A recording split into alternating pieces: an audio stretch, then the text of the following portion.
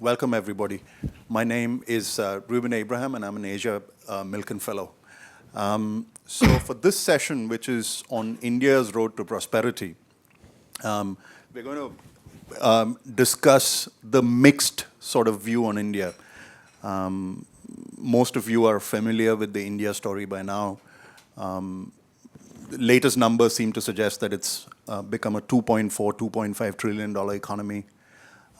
Growth is at about 7%, 7.1% in the last quarter, which most Indians complain about. But if you're the rest of the world looking at India, it looks pretty damn good. The numbers, however, leave a lot to be desired. So a lot of these growth numbers can be questioned one way or another. The most beautiful nugget of which I just saw in the last 2 days, when the Index of Industrial Production of India, the IIP numbers came, which showed the IIP numbers were down by 2.4% industry. However, as an editor friend of mine pointed out, if you remove rubber insulated cables from that particular basket, IIP actually goes up by 1.9%. So this is the data story of India. So, you know, I say caveat emptor. It's a complex place to do business. As a former Indian bureaucrat put it, the Indian story can be defined as one where there is a very strong consensus for weak reforms. So I think that describes the India story well. So to discuss these and a range of other issues, we really have a fantastic panel, because rarely do you find 3 panelists, all of whom are extremely well-known entrepreneurs who also have played a very significant role in public policy. So we start with Rajiv Chandrasekhar, who now runs Jupiter Capital, but he made his name by being one of the first, being the founders of one of the original telcos in India, BPL Mobile, which he sold in the last decade for about $1.1 billion. And since then, he's both become a member of parliament and he has a private equity business as well. We have Manish Sabharwal, who's a serial entrepreneur. He's now the chairman and co-founder of TeamLease Services. Now, TeamLease is India's largest temping firm. So it's one of the largest private sector employers in the country. They employ about 150,000 employees. As Manish likes to put it, they've employed one person every 5 minutes for the last 10 years. And Manish as well has been an advisor to many governments, both at the state level and at the federal level. I remember most recently you were a member of the Prime Minister's Skills Council. And then we have Rajesh Jain, who I like to describe as the Mark Andreessen of India, because he was the original internet poster boy when he sold his content business in the 90s to another portal company. And since then, he's gone on to start another business, which is probably the largest messaging platform in India today. But starting around 2010, he began to work very closely with Mr. Modi, the current Prime Minister. In fact, he was Mr. Modi's digital strategist. And he was the guy who sort of came up with the idea that Mr. Modi should be shooting for 272 seats, not 182 seats. And the strategy required to get 272 seats in parliament is actually quite different from the strategy required to get to 180 odd seats. So that's our panel. The format is the usual. We'll have about 40 minutes of discussion up here, and then we'll open it up to the audience for questions. The last 20 minutes we'll open up to the audience. So Rajiv, let me start with you. You've been in parliament for about a decade now. So what are the big changes that you've seen from one government to the next? Specifically, what's the difference in the mental model between the previous regime and the current regime? Yep, so thank you for having me here. So for most of those 10 years, Ruben, 8 years I was in the opposition, as you know. I was not the biggest fan of the government that just went by, and I was obviously amongst the people who were looking for and starting a discourse and narrative for change in India for quite a few years. So in that sense, I mean, if you ask me at a qualitative level, the government that we have today is a very different government from what we had. Now, if you get me going on that, that will be a completely separate session. But at many different levels, it's very different. I like to characterize this as a government in the last 8 years, or the 10 years of the UPA government, was a government that was big on vision. They had many such events in Delhi where people would come in and hear the India story be trotted out, and did precious little about addressing the fundamental issues that needed to be addressed. This government is less, let's say, glamorous about the story and the task of developing India, and is addressing really the issue that I believed always needed to be addressed, which is really fundamental structural issues of government. And I'll just say this one point. As we speak today, we have finished 25 years of liberalized India. And we all know today that the private sector in India has come a far, far distance. But what we fail to recognize is the fact that the government as an institution or a collection of institutions in the last 25 years has remained pretty much the same, if not become worse. Because of the tremendous amount of money, and you mentioned the $2 trillion economy, the government is now effectively sitting on this $2 trillion economy in a completely unreformed manner. Now you think of that combination, the same old government with an expanded economic pie that it sits on oversight of, and you have what we saw in 11, 12, and 13, big corruption scams, complete breakdown of faith in government as an institution, and investors and the economy tanking as a consequence. That slow repairing is what the process of 14 to 16 has seen.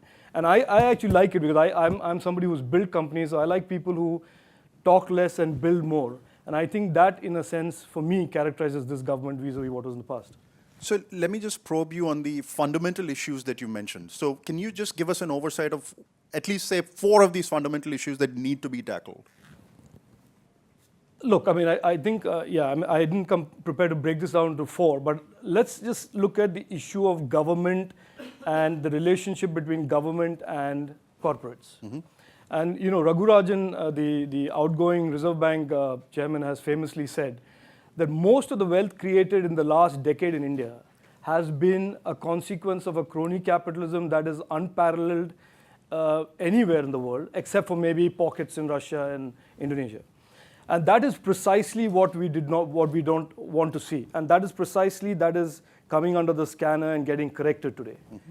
Number one. Number two, for example, the issue of how do you manage public assets, public money, public resources? There is a completely different approach to it. How do you get more involvement from the outside into public policy making? There is more of that. There is more of devolution of capital from the center to the states. So I can go on and on about the wish list of things that we need done. I'm not making a case that the government is perfect. I'm not even making a case that all of the change that, for example, me and Rajesh authored in 2011, 2012 as the wish list for the government called Transforming India is close to being met. But directionally, temperamentally, attitudinally, this is a government that is addressing, is saying that it will address the issues and not bank on rhetoric, vision, and of course, the consequences of that that we saw in the last 10 years. Okay. Rajesh, as I outlined in the introduction, you were one of the Prime Minister's big supporters in the run-up to the campaign, the last election. One of the things that was mentioned at that point was this great belief in Mr. Modi as a Thatcher, Reagan-like figure who could literally take an axe to the broken system. While there were other voices, me included, who suggested that he would be more of a modernizer than a big reformer. And one way to look at it is, if you haven't privatized anything in the state of Gujarat while you were chief minister for 10 odd years, why does anybody think that he's going to privatize things once he comes to the center? So 2 years on, what's the temperature? What's your read on, has he lived up to your expectations? Has he not? I think it's a mixed bag at this point of time. It's basically, I think in 2014, there was a lot of expectation because there was a moment in time. The government got a majority in the Lok Sabha in one of the houses. But it's a moment in time where people felt that we could make a clean break from the past and start something very different, like perhaps what Reagan and Thatcher had done. I don't think that's happened. I think for that you got to understand some of building on the mental models part of it. I think the mental model really is that of focus on some more on administrative efficiency. It's really how can you make government work better rather than looking at making government smaller and getting it out of a lot of the areas like you mentioned. Government, basically there are a lot of central public sector enterprises the government is in, Air India, telecom company, BSNL and so on. But I think that's a fundamental focus really tends to be on how can I make things better. But as Peter Drucker once said, there's nothing more useless than making something work with greater efficiency which should not be done at all. And that's, I think, a problem. And it comes from really the core question one has to ask is, why is India poor? Why is India not rich? And unless we ask the question and really figure out the reasons as to why 70 years after independence, India is still languishing at $1,600 per capita income, I don't think we are going to get on the right track and the right path to prosperity. And I don't see that question being discussed. There's a lot of continuity in policies, while there are some new things which have been started. But fundamentally, I think the structural reforms that India needed, I think we had a window of probably a year after 2014 where it could have got done. From a political capital perspective? From a political capital perspective, okay. Yeah. I think, yeah, so that's really not happened. I think if you look further, I think there's also an issue on the role of the state versus markets. And I think governments historically in India, and I think that's sort of been strengthened by the bureaucracy over the years, really it's all about expansion of the state. Okay, I don't think we've seen much shrinking over the last 60, 70 years. And I think the part of the excuse now is also that there's not much of private sector investment which is happening, so there's even greater expansion of government spending that's happening. And I think the role of markets, especially in countries like India, where you have to give people economic freedom, really, you've got to get rid of a lot of the government interferences which happen in day-to-day lives. And I think that's not happening. So you combine all of this, I think, while there is absolute elimination of sort of visible top-level corruption, there is a lot of efficiency, there are a lot of focus on definite schemes. But I think many areas are left unresolved, and I'm sure we'll discuss some of this, like the banking, public sector bank problem, yeah, etc., which are there. Rajiv, you wanted to quickly... No, I just want to quickly make a point. I think I agree with Rajesh that the mandate for change that 2014 represented, the immediate days after 14 and all the way leading to 16, haven't really visibly showed that that mandate has been, in a sense, followed or implemented.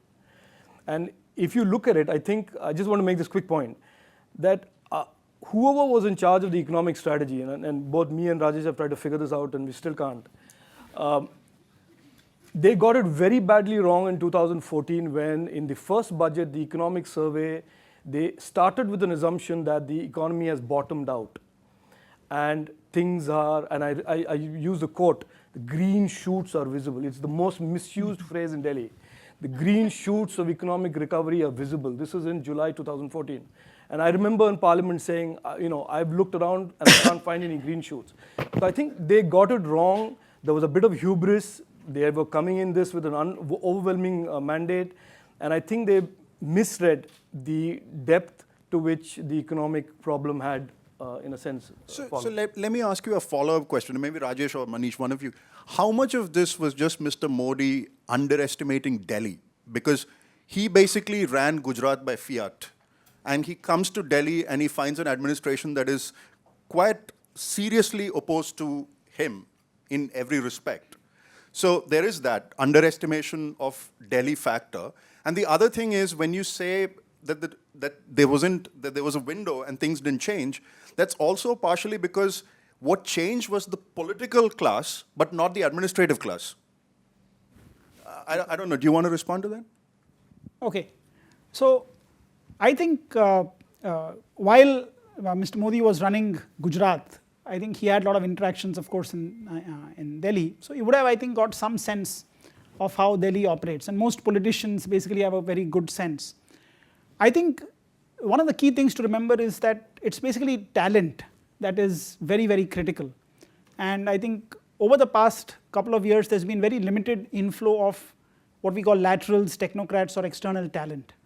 And my belief is that without quality talent coming in from the outside, you cannot really have any dramatic transformation. As a friend of mine put it, you cannot expect bureaucrats to think inside the box 9 to 5 and then outside the box after 5 p.m.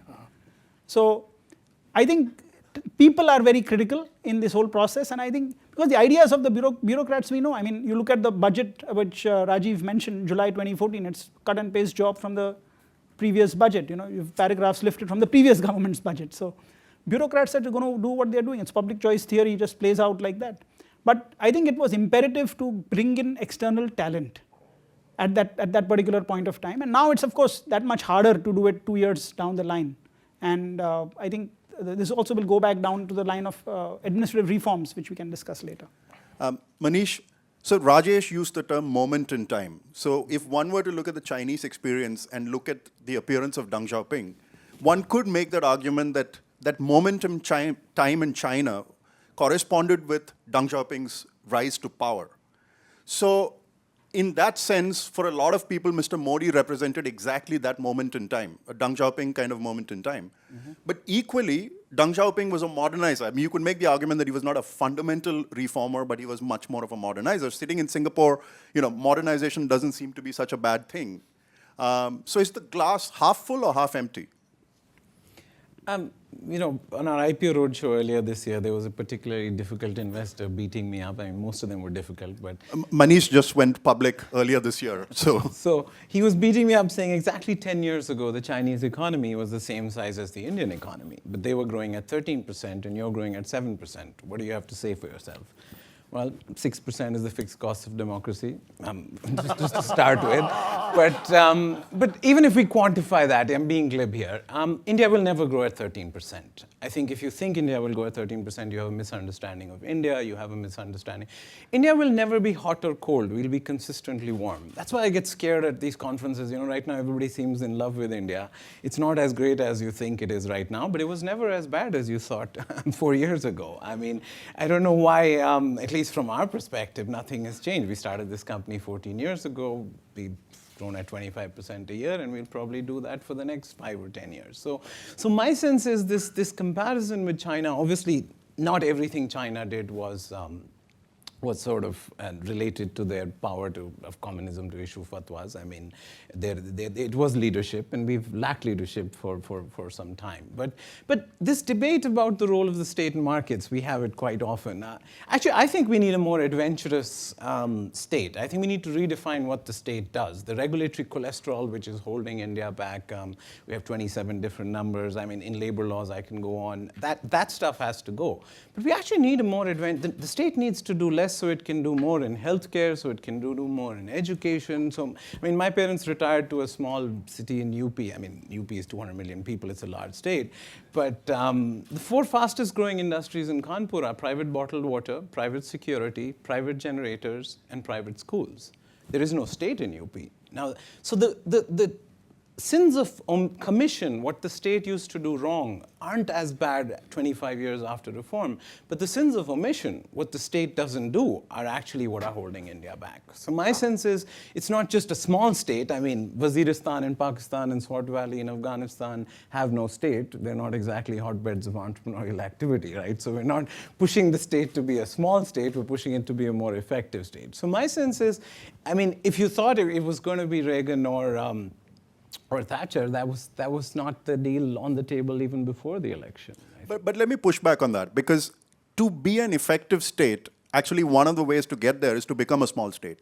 Because if you do, there's 2 options for the state. You can do 100 different things badly, or you can do 20 things really well.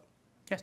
So which state are you talking about? Are you talking about Delhi or state capitals? Because Doesn't matter, right? No. 29 chief ministers matter much more than one prime minister. It is delusional to have 30% of India's civil servants sitting in Delhi. It was delusional to have 62% of the taxes going to the state government. So if you take one theme in the last 2.5 years, now 40% of taxes go directly to state governments. The use of 254(2) of the Constitution for labor laws, something I've fought for 15 years. So our primary understanding of the Constitution is 254(1), which says if central laws and state laws conflict, the central law always wins.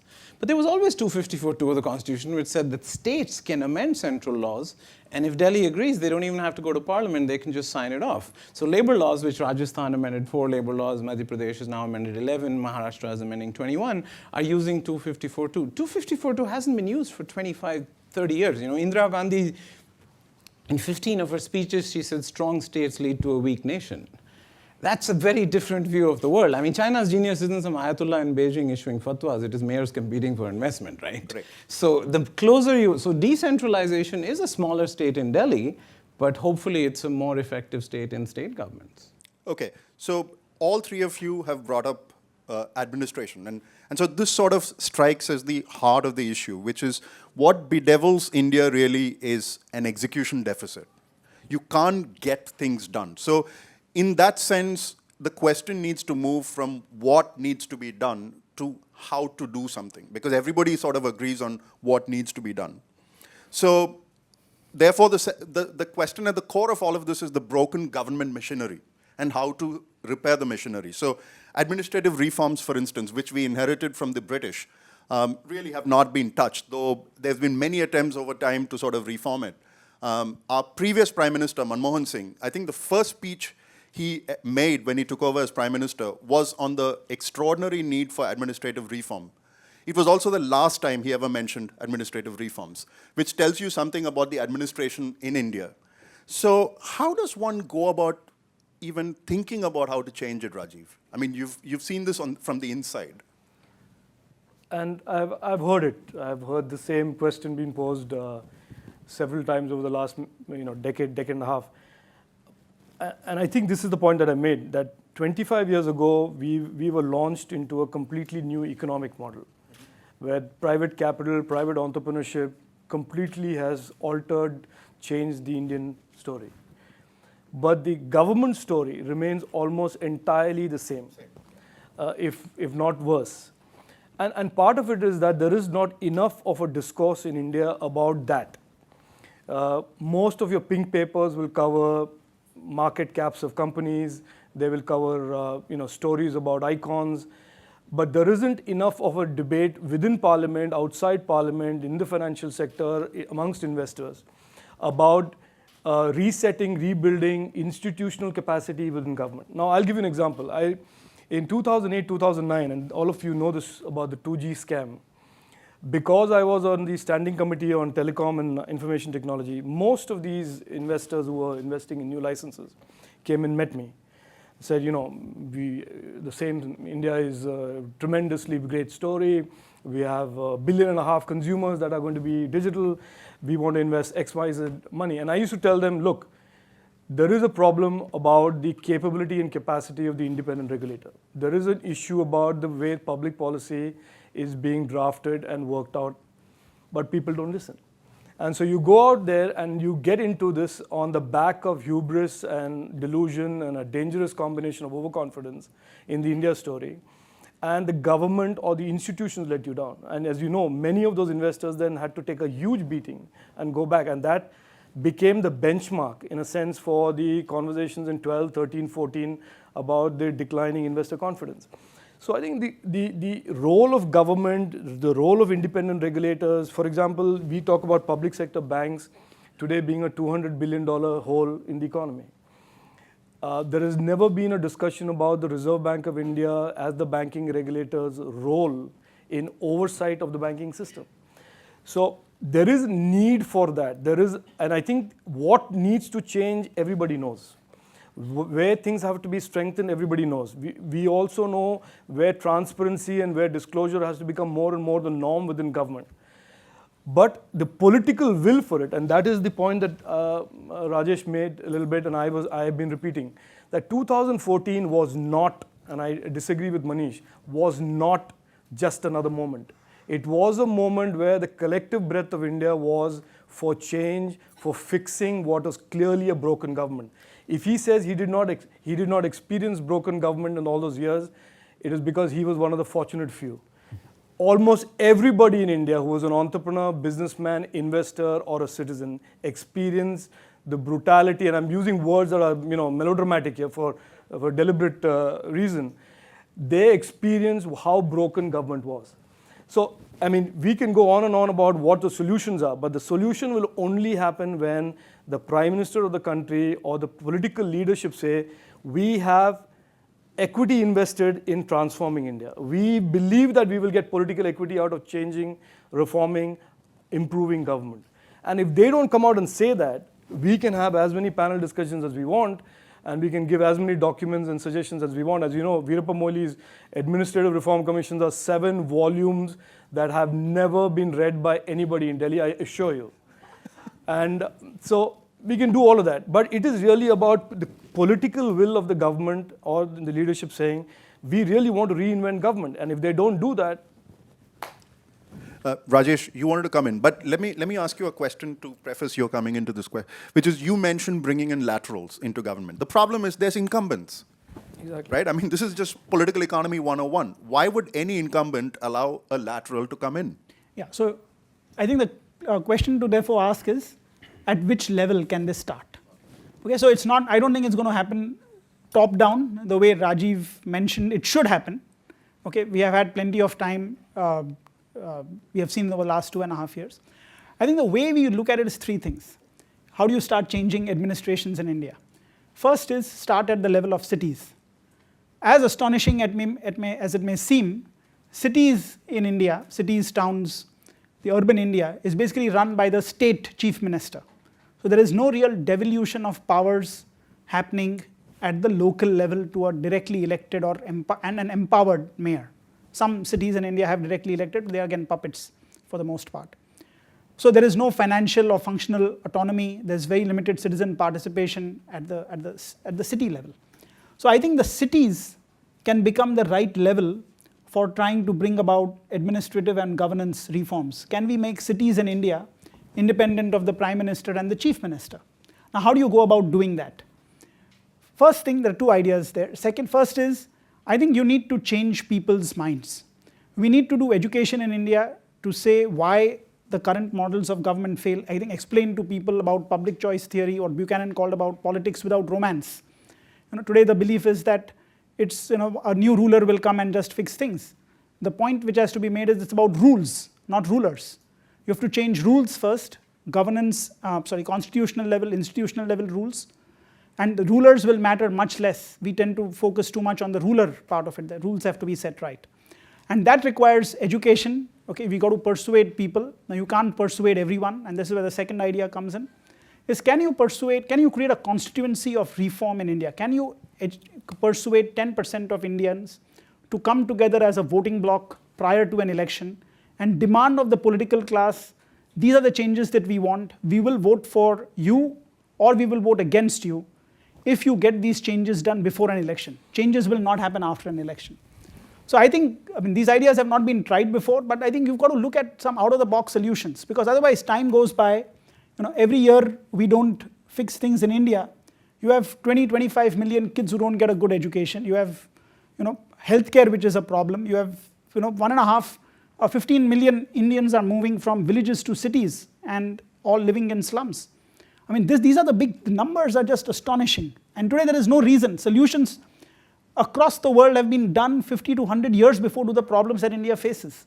It's really how do you get this change process started? And I think you've got to go bottom up with people and cities rather than hoping to start at the Delhi level and prime. So you have effectively moved from top down to bottom up. Absolutely. Over 2 years. Okay, excellent. Manish, you wrote a recent column sort of making a distinction between bureaucrats and technocrats. Maybe this is a good time for you to just explain that. No, my case is that 25% of senior civil servants. I mean, when a president in the US ends his term, 4,500 people resign. Leave with you. In Delhi, 2 people resign, right? So, I mean, 4,500 is probably not the right number that we have that'll work for India, but I think 2 is the wrong number for India. So, 25% lateral entries. We adopt the colonel threshold of the Indian Army, where if you reach 50 and you're not shortlisted, you're forced to retire at 50, where, today 98% of the Indian civil service is ranked outstanding in their internal this thing. We have to enforce a grading of that curve. So there's sort of plumbing ideas. I think we're getting to that point where there is a broader acceptance. I know it hasn't happened at the pace that we wanted, but I think in the next 1 or 2 years you will see a 20-25% move across government to get people in laterally. Okay. Moving on, all economies that are at India's sort of stage have to go through 3 transitions at least. Farm to factory, informal to formal, and rural to urban. Now, Rajesh, you sort of touched on this a little bit because it looks like for people who are not familiar with this, I mean, India's always had this founding mythology that India lives in its villages, which may have been true for a long time, but more and more research seems to suggest now that that is no longer true, and at least 50% of India is actually urban.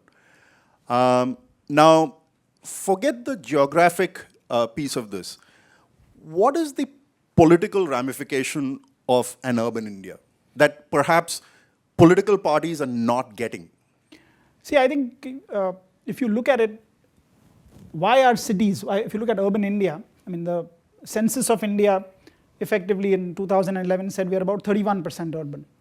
But if you actually look at the real numbers, which IDFC Institute, Rubin and others have talked about, it's close to 50% urban. And that makes a huge difference.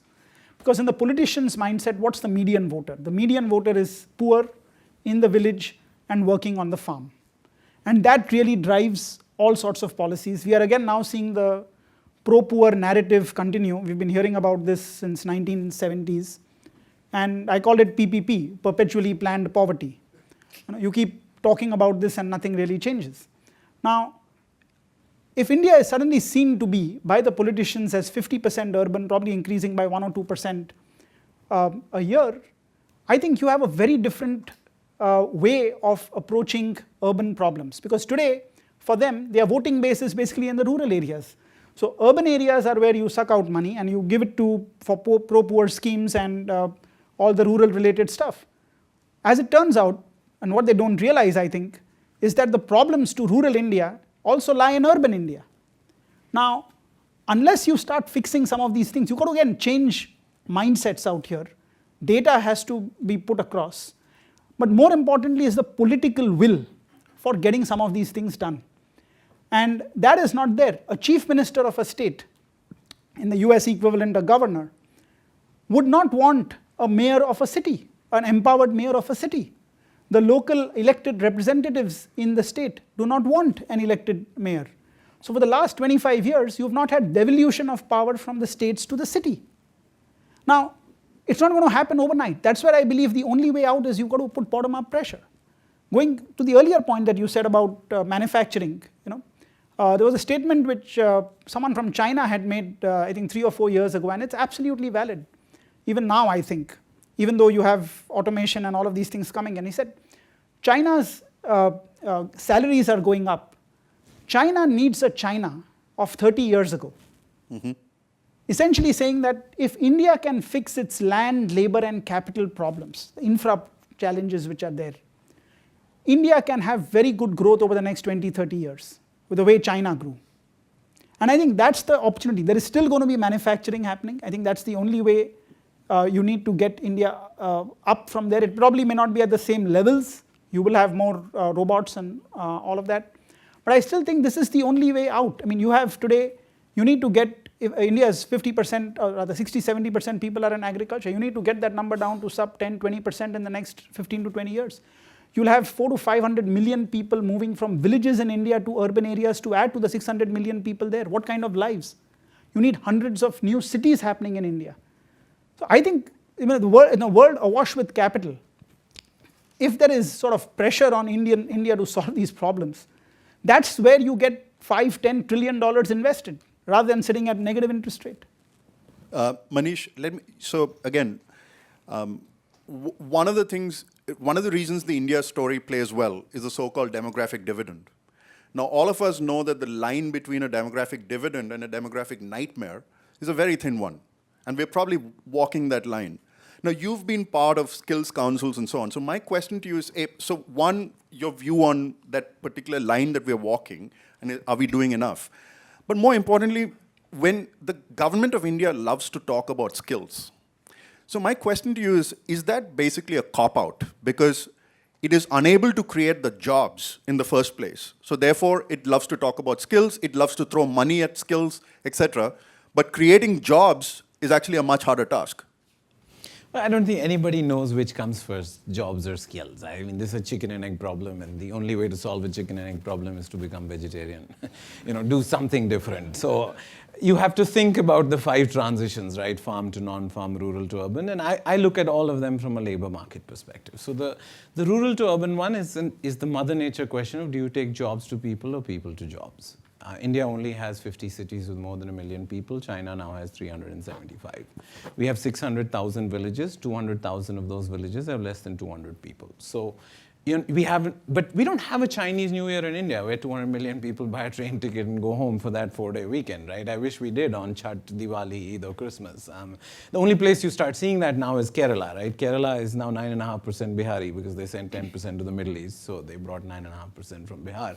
So now on Chhath, you see a bit of a dip in the population. But I hope, because we're not going to be able to take jobs to people, so we have to take people to jobs. And from my perspective, that's killing, because in these 50 cities now, there's been a massive divergence between real wages and nominal wages. So in a job fair in Gwalior recently, a kid told me, give me 4,000 rupees in Gwalior, 6,000 rupees in Gurgaon, 9,000 rupees in Delhi, and 18,000 rupees in Bombay. My bags are packed, tell me where you want me to go.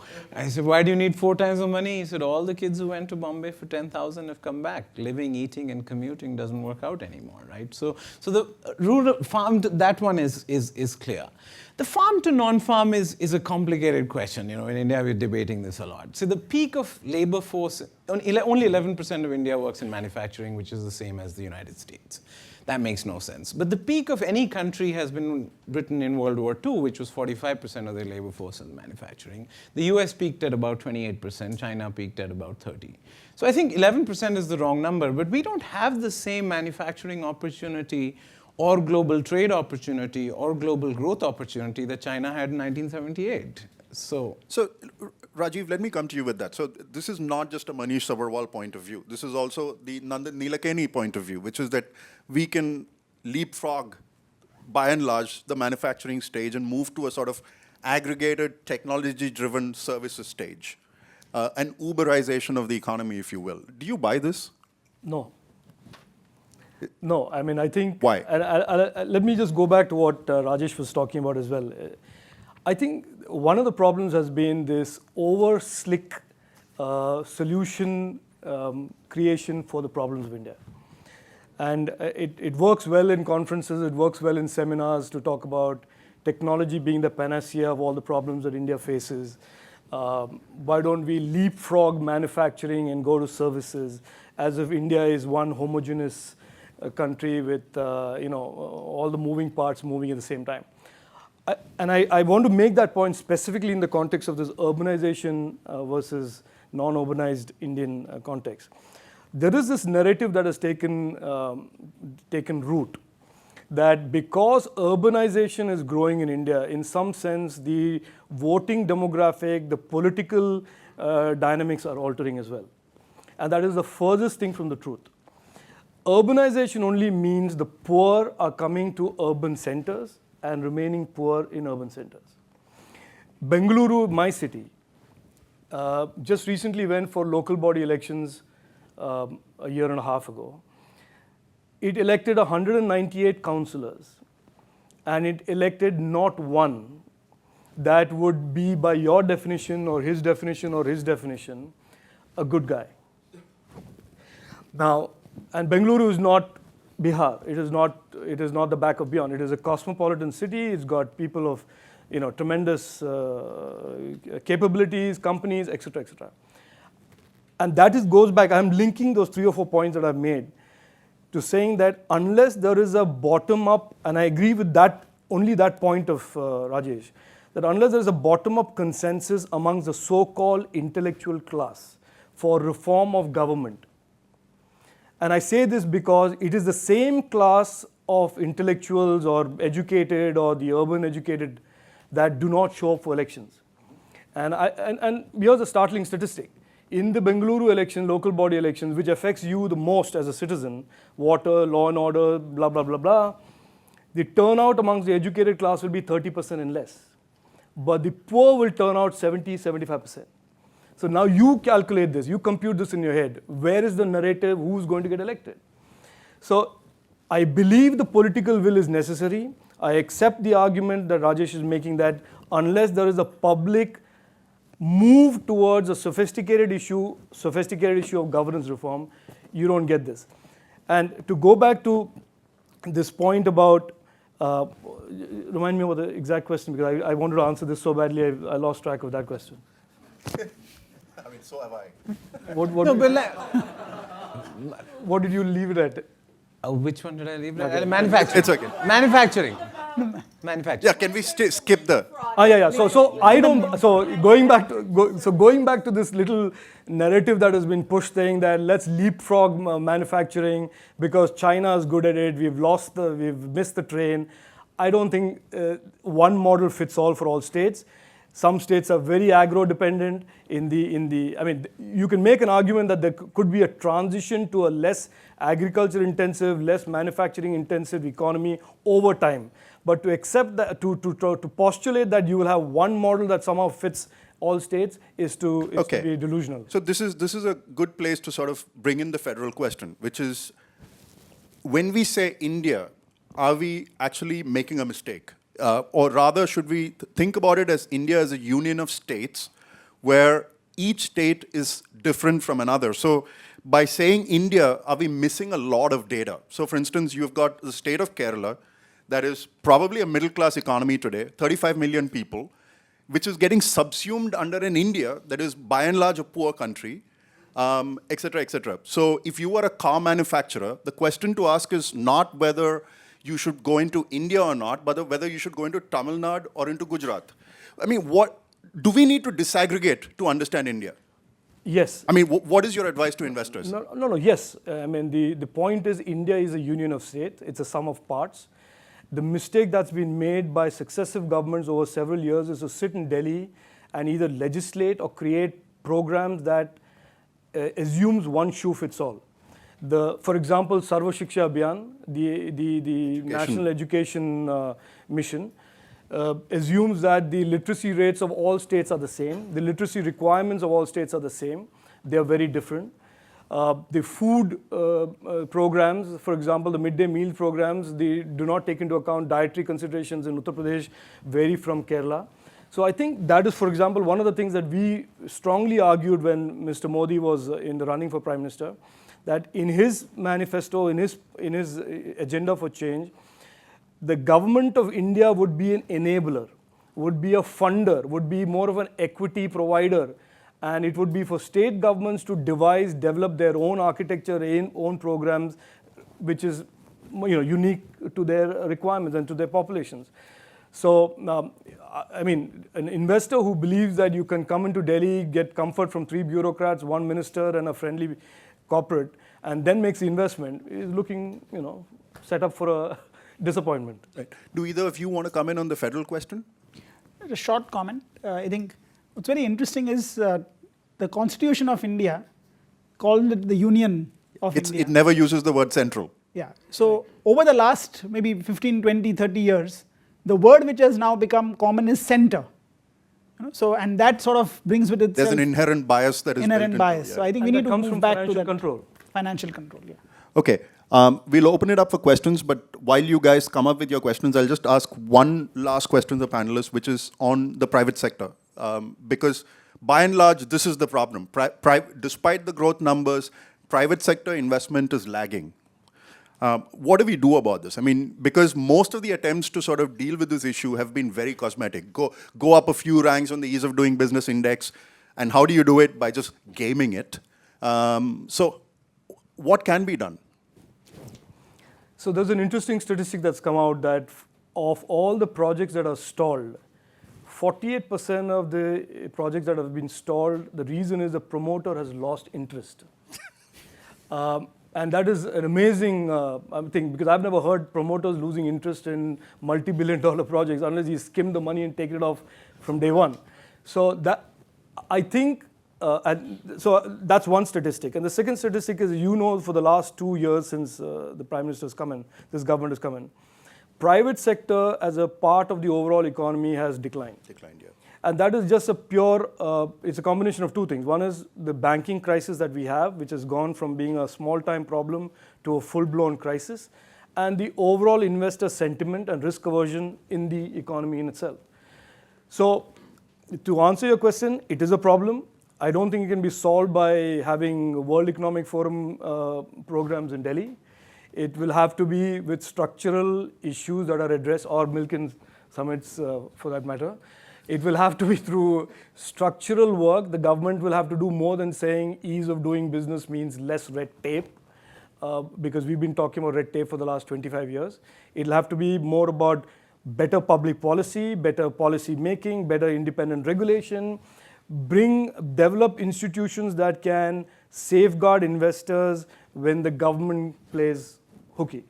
So these are structural things that will have to be done if investors have to come back in a sustainable way. Rajesh, I just want you to touch on the banks as well. Yeah, so I was going to take that up. Two points. One is about banks and another one is about contract enforcement and judicial reforms. The bank issue is, I think, very serious in India.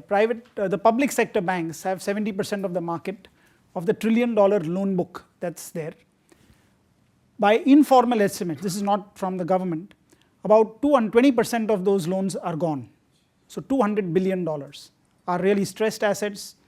And I think Rajiv had made this point that 4 years ago, that number was about $10 billion. So I think you see the slope really that's there. Now, these numbers have sort of been known. I think over the past year and a half, 2 years, we've had very incremental solutions. The government is going to put in $10 billion more into these public sector banks.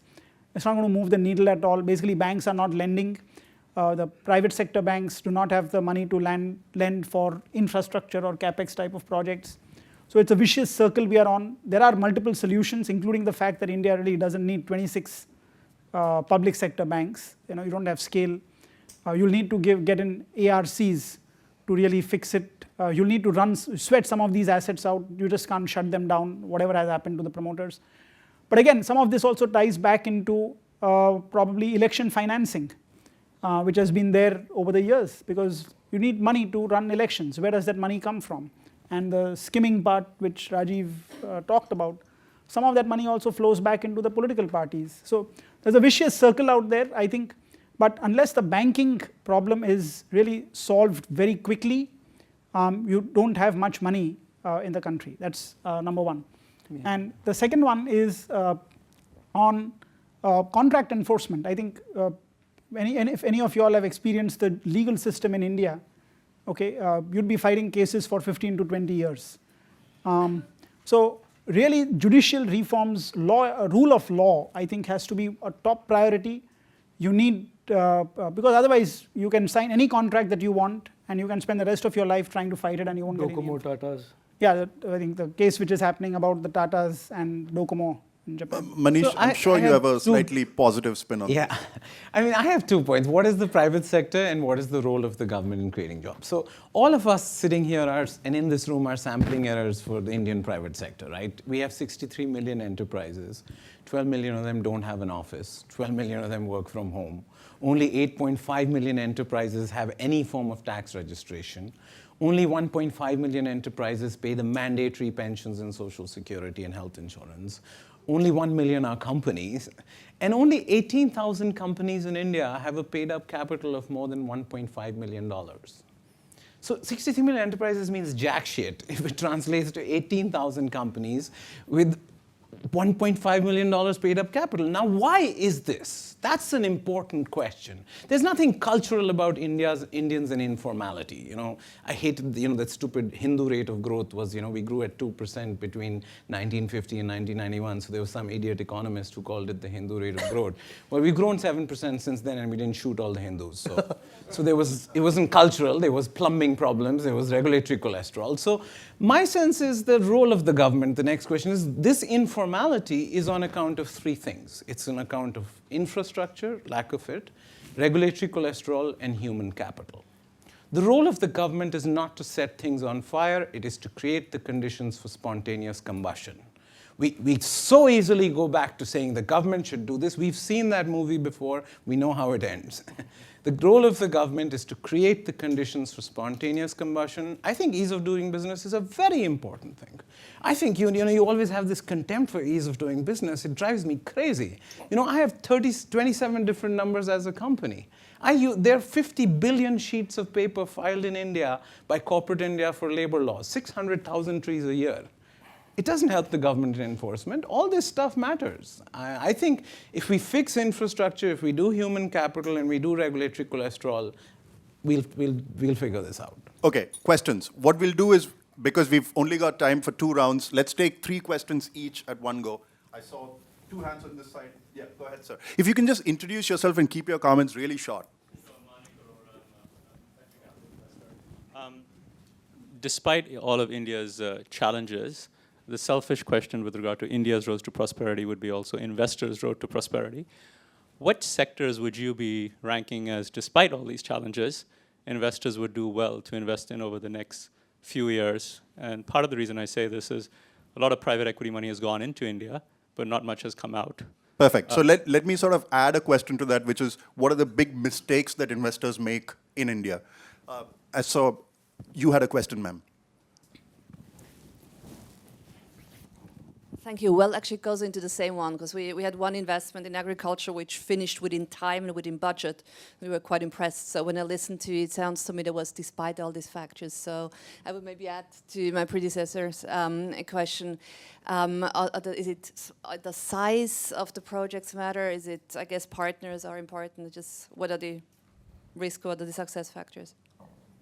You had a question? My name is Renga. I am from Toyota Motor Asia Pacific, Singapore. I want to add a dimension related to judicial reforms. This is the judicial activism we see in the last year or more. The court seemed to rub the knuckle of the government often of late, saying that you are not doing the job. So is it a problem in the eyes of the government? Or are they looking at it? So is the judiciary overreaching? That's right. Okay. Yeah, thanks. Should we take 3 questions and then just... Maybe one more question on, you had your hand up, and then. Nilesh from Bombardier. There's a lot of capital awash in the world. People are investing in negative returns. What is that one thing that India could do to tap into that capital for that much needed infrastructure and public investment, given the fact that banks obviously are not lending money, or even private investment? Okay. You can take it in whatever order you want. Rajiv, go for Do I it. pick anyone or answer all? Whatever. So I don't want to make any sectoral calls because then you'll sue me 6 months later. I will say this, that I have seen way too many investors come into India, and I invest as well. I used to do this professionally, coming into the seminar circuit because I want to raise capital for my businesses those days. The mistake that investors are making is to get into not doing enough due diligence on the policy framework around the sector that they're investing in. There is risk just to believe that because you have a smart partner and you have a few meetings with people in the government who say, come, welcome, welcome, welcome, somehow that risk goes away, is to basically set yourself up for real disappointment. So there are sectors, of course, where government don't matter. The tech sector, all of that, that's for you to take a call. But for most other sectors, policy, government policy, state policy, the local body, city policies make a huge difference. I'll give you an example of real estate, which used to be the sector, go-to sector for all investors. with the passing of the Real Estate Regulatory Authority bill in Parliament just few months ago, is completely going to reset that sector. It is going to reset it in a way that many builders are going to go out of business. The legal obligations of builders is going to become serious money, monetized liabilities on them. So my own view is slightly grandfatherly. Read the fine print and then do your thing. A quick point about judicial activism. So let me just tell you this. As somebody who's been in Parliament for the last 10 years, whatever changes you've seen today in the country in terms of corruption and cleaning up of government has come only because of judicial activism. What you call judicial activism, I call it judicial reach, judicial adjudication of a dispute between citizen and government, whether it's environment, and I think you are most upset about the environmental issues, the NGT's recent orders on emission. These are all happening as a consequence of government's absence in that space. When the government or the government regulator or the independent regulator doesn't do its job, judges jump in. And it is quite often the possibility that judges don't understand environmental law as much as, let's say, the environment ministry should. And they don't do their job, so the judges go do something that is not as perfect. So if you take a poll today in India, I would argue that 80 to 90% of people would say we trust the judges and the courts more than we trust the government. And that is where they derive all that interference ability from. One thing that you would change. On one? He had a question about the one thing that you would change to Look, I don't tap think into capital the... in. I don't come from the school about quick fix solutions. I don't think there is one thing. I think there's plenty of capital that wants to invest in India. There's capital from all around the world that see the yield spreads between India and the rest of the world. But the wall, to use a Trump phrase, to cross before you get into India and make money is a significant one. There is state risk, there is city risk, there is the country risk. FX risk. FX risk, and exactly. And today it hasn't helped that the Reuters has had to issue a story and the Ministry of Finance has had to issue a clarification that the rupee will not be devalued. Now, if you have the government of India having to issue a clarification that the rupee will not devalue, if there was an investor sitting in London, New York, Toronto, wherever, willing to write a check, he's obviously going to think thrice about it. So there is a lot of structural stuff that will have to be done before that arbitrage opportunity, if you want to call it that, can be truly realized. Really. Do either of you guys want to Just come have a comment on the last one. Yeah. About what can be done on attracting capital. I think there are three possibilities, but the three areas all require some amount of government fixing and intervention. I think number one is infrastructure. India needs massive infrastructure to get created. There is not much of sort of capital available locally. It's almost like a 20-year project, generation project that needs to happen. Second is getting rid of the government investments in many of the public sector units, profitable or not profitable. Government doesn't have any business being in some of this, and this was in fact mentioned by the Prime Minister in his election campaign, but that's not happened. They are thinking of privatizing loss-making public sector undertakings, but I don't think that goes far enough. But a lot of areas they need to get out of. And the third big area, which can also help drive job creation, is really housing, real estate and housing. Again, there are some bottlenecks there which need to get fixed, which can drive there. For example, affordability of land is a big issue. There's a huge amount of government and land in prime areas across most cities. Defense land plus land owned by public sector undertakings. Railways. Yeah. Railways also. So if some of these bottlenecks can be gotten rid of, I think you have a massive opportunity. Okay, so we're almost out of time, but since I said I would take some questions from this side, I will, but 3 questions. You, ma'am. Thank you. Could you speak on a more granular level about where the growth in jobs comes from going forward and where income comes from going forward? 2 questions at the back. Back in the late 80s, I opened up in India. And I'll say to one thing you said, which is, do you train people first or do you create the jobs? India wouldn't be here the way it is today if they hadn't invested in the 80s in the education system. That's what caused a lot of business to go over there. The thing that I'm interested in is, where do you see from a cultural perspective India is today relative to what I'll call, the caste system? Because that was one of the big issues as I've been in and out of Quick India. question, please. It's So really just love out of time. Yeah. your perspective in terms of just culturally where the human capital is. Okay. Last question. So going from old to new, it just took me 75 days to open an office in India so that I could hire people and pay my employees. And I hear always about these reforms in doing business. Question, but please. is anyone focused on actually building out systems to make business easier to do in India? Okay, Manish. Just throwing it at you. Good fun. The fastest growing segments, at least till we get Make in India may not be about exports, it might be about Make for India. So, but right now we're stuck at 11% of manufacturing. I think that can go up to 20%. But right now the fastest growing segments are customer service, sales, and logistics. You're making for somebody, serving somebody right now. That's where the farm to non. So China's farm to non-farm transition happened to factories. India's is happening to sales. It's for domestic consumption. Consumer goods sales, mobile phone sales, that's where the fastest formal sector growth is happening. Are there other areas? There are lots of other areas where it could happen. Yes, I think that there's a massive project on right now for ease of doing business. I think it has gotten easier. I think it can get, so there's the India stack which is being applied to financial services, paperless, presence-less, cashless.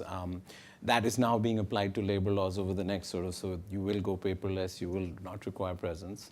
Is it going to happen as quickly as we think? Probably not, but I think I don't think India will be a difficult place to do business on the plumbing in another 18 to 24 months. Rajesh. I think on the question on the caste system, I think it's a reality. It comes to the fore much more during election time because, and you have, like Ruben said, the largest state, UP, Uttar Pradesh, going to polls next year. So you see a lot more of that happening. I think it's also, reservation is part of the Indian constitution. It was supposed to be there for 10 years, but it keeps getting extended. So that's a sort of reality. I think the only way to tackle the caste system is get people to come to the cities, and that's the caste killer. Rajiv, you have the last word. So I'll just take the caste issue, I think that question. One of the expectations of 2014 was that the development narrative would, in a sense, shatter these identity politics silos that had been created over decades of politics in India. And one of the disappointments is that that hasn't happened, that the identity politics attribute of Indian politics remains alive, well, robust, and even stronger than it was maybe pre-2014. Okay. Milken Institute, thank you very much for hosting to the speakers. Thank you very much for some great stuff. And what have we learned? What we've really learned is that you can't cover 1.3 billion people in 1 hour. So hopefully the next time we discuss India, it'll be slightly longer. Thank you very much. Thank you. Thanks, Ruben. Thank you.